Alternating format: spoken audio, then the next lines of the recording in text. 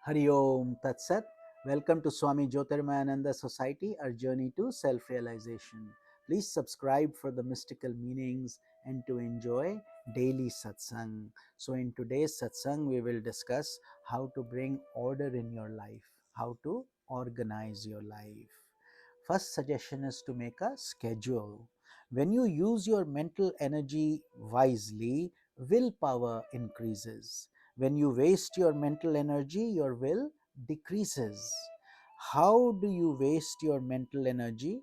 By not having order in your life. A lot of time is unnecessarily spent. Suppose that today you wake up at 6 a.m., tomorrow at 8, and another day at 10 o'clock. Suppose that today you go to bed at 8, tomorrow at 10, and another day at 12. With such a disorganized use of time, your willpower will become very weak. Evolve a schedule in which the important things in your day can be done comfortably at a certain time. Do not make the schedule too strict or too strenuous. If making a schedule is difficult for you, seek help from someone who knows how to budget his time well. Schedule your day from morning to evening so that everything is in balance. Allow time for play and entertainment as well as for study and the performance of your duties. Start your day right.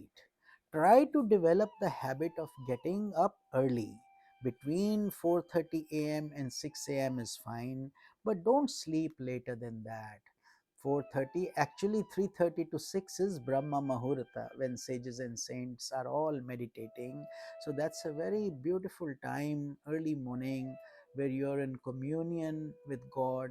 The fresh breeze is blowing, the sun is just coming up, the birds are chirping. It's a beautiful time to be awake and to meditate and start your day like that. Once awake, use these serene morning hours to prepare yourself in a peaceful way for the day's activity. It's the best time because no other action is going on yet. You have that time to your own self, and peace follows from that. Begin your day with prayer. Learn any prayer from the religious traditions of your family, or offer prayers to God in any way that comes naturally to you, in your own words, according to your own personal feelings. Learn to practice japa, repetition of mantra or any divine name, a little concentration, and some yoga exercises. Take the, all this takes hardly any time at all, and later it will save you the time and money required for visiting psychiatrists or going to hospitals. In all ways, these practices will save you lots of trouble in your life. After you have done your spiritual practices in the early morning, mentally make some resolve, such as today I am not going to lose my temper, for example. I will watch out for anger. I will develop patience. Armed with resolve such as these, start your day with confidence and inner peace. Develop good study habits. As much as possible, try to prepare ahead and be ready for the situation that you must face.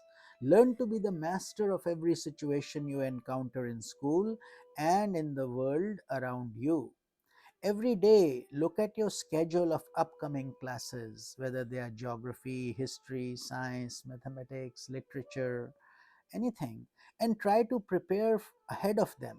If your teacher is going to lecture tomorrow about a particular subject, try to read ahead about it in a general way without going into too much detail, so that you'll have some idea of what you're going to hear.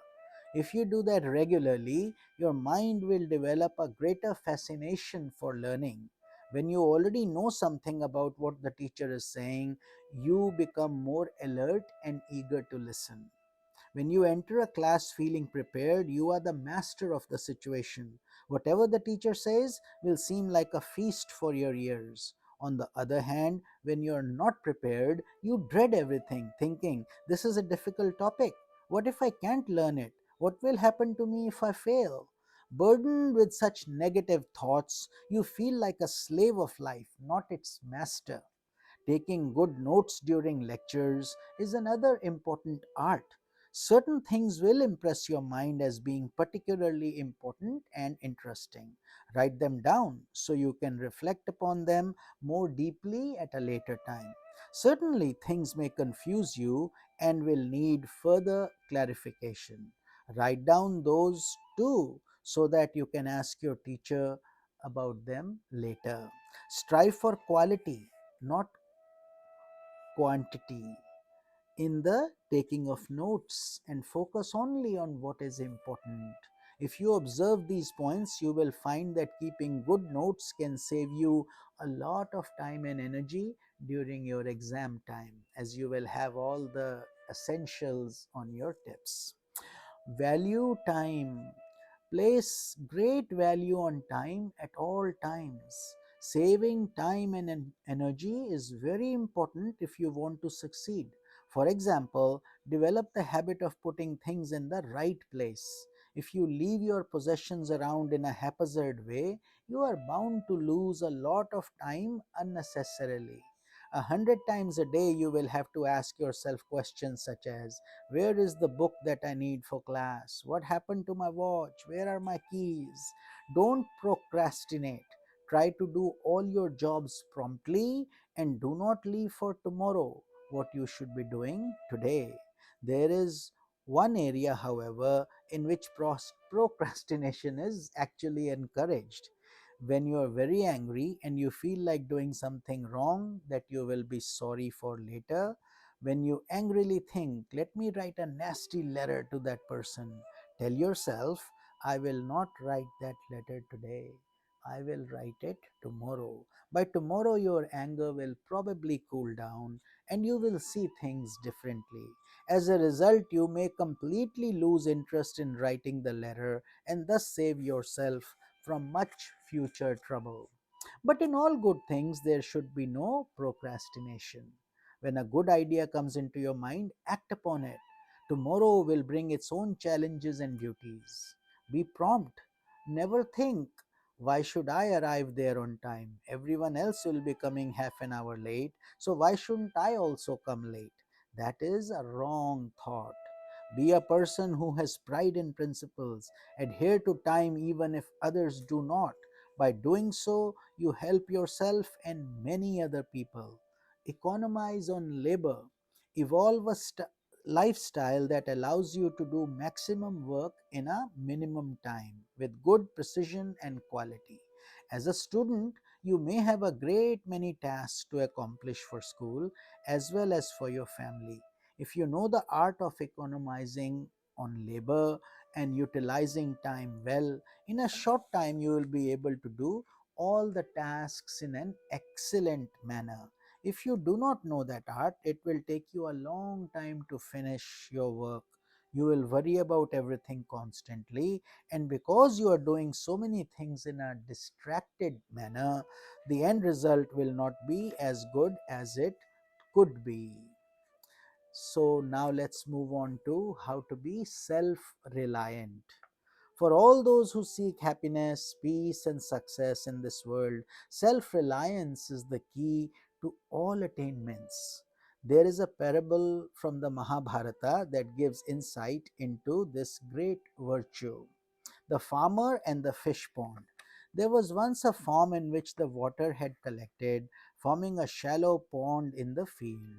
That little pool of water was linked to a bigger reservoir of water, and soon fish began to live and thrive in that shallow pond. One day the farmer told the youngest of his three sons to go and empty that water from the field. When the fish overheard this, they went to their wise leader fish and asked him what they should do. The leader replied, don't worry. The farmer's son is very lazy. He will not do it. We have nothing to be concerned about. The next day, the farmer gave the same instruction to his second son and the following day to the third son, but they both ignored it. Finally, he said, tomorrow I am going to do it myself. The moment the leader fish heard this, he said, now we hear a warning sound. Let us flee from here to the bigger body of water. Since the farmer himself wants to do the work, it will get done. The idea conveyed by this parable is that when any project is done by yourself without depending upon others, then you are at least 90% secure that it will get done. When you depend upon others, however, there is no such sense of security. So learn to be self reliant. And how to develop that self reliance, we will discuss in tomorrow's satsang. Hari Om Tat Sat.